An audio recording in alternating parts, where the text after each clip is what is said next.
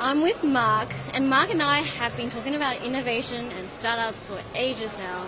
But can you introduce yourself to everyone else, please? Sure, I'm Mark, so I'm the Exec Manager of QUT Creative Enterprise Australia, which is an incubator, accelerator, co-working space and investment fund that's primarily focused on working with creative tech and creative industries. I'm glad you kind of niche yourself by doing that. You're focusing on helping creative people, because sometimes creative people don't even know how to manage money. Yeah, we noticed that there was a really big gap in the market in terms of helping people that were in the creative industries and also creative tech.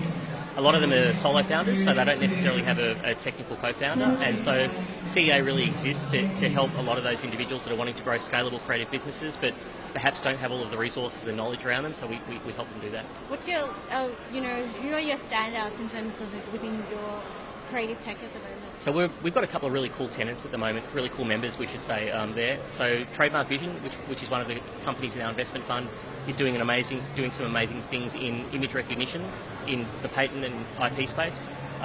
Fame & Partners, who is a bespoke fashion wear company, close to Series A. We're invested in them, close to Series A late last year, which is really exciting as well. We've just made a couple of pretty cool investments into companies like Troubleshoot and Audience Republic. So we're really excited to see where they're going to go, and yeah, we're about to launch a creative tech accelerator, which will be Australia's first. Exclusive! You got to hear it first here. What kind of accelerator is it? So we're going to be launching an accelerator in May called the Collider Accelerator, which will be Australia's first creative tech accelerator. So we're really going to be focusing on verticals like AR, VR, robotics, gaming, music tech, fashion tech, wearables. So you're thinking to like physical hardware as well? Some hardware, yeah, we might get some through, and because we're lucky in that we do have a presence at the university, we do have access to a lot of resources and a lot of facilities, which helps. But because it's not been done in Australia before, we're not sure what's going to come in, so it's going to be exciting to see. So what kind of accelerators, what kind of startups are you specifically looking for? Are they already scalable? Do they have an existing MVP? Yeah, so we'll be looking for startups that have at least an MVP.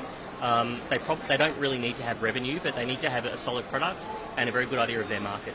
Scaling, because you want growth, scaling can come afterwards after the product has been refined, right? Yeah. But the one thing we do want to make sure is that all of the founders have an international vision, and they've got a vision to take their products or services internationally, so scalability is really important for the fund. I feel like that's really important. Let's talk about the Australian ecosystem. Being that we're an island and quite conservative in our attitude towards business, how can we continue to stand out from the rest of the startup ecosystems around the world? It's an interesting question, because in the US, the market in the US is big enough to service the US startups, and similarly in Europe, you've got all of the various countries that sit within the European continent. In Australia, what we see is that a lot of our startups have to think globally straight away. So they may not know how they're going to get to their global markets, but they've got to be immediately thinking about which global markets do we need to access and enter. Because Australia is a great test bed, which a lot of people at the conference here have said, but it's not necessarily going to get you to the sort of the unicorn status that you might want to get to. So yeah, we're really looking for startups to come into our accelerator that are globally focused. They may not know how they're going to get there, but it's part of their vision.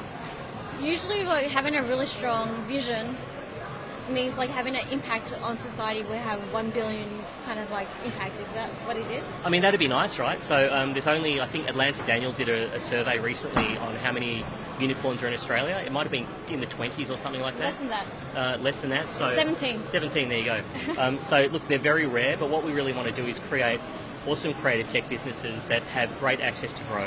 Whether they hit that magical $1 billion mark or not is probably not our complete focus. Is that they can actually build products and services in creative industries and scale them internationally. How can tech companies or accelerators that are creative tech connect and learn more about this accelerator? Cool, so if you go to qtcea.com, launching tomorrow on the website, you'll get the page. It talks about the length of the accelerator. We've got a really cool international entrepreneur residence coming in to run it. We've got 5 international facilitators coming in to deliver services. They'll find out about the investment components, the team, the dates, when it's all opening, so qtca.com. Check out the website and learn more about it. Thank you again, Mark. Thanks, Susie. Ciao.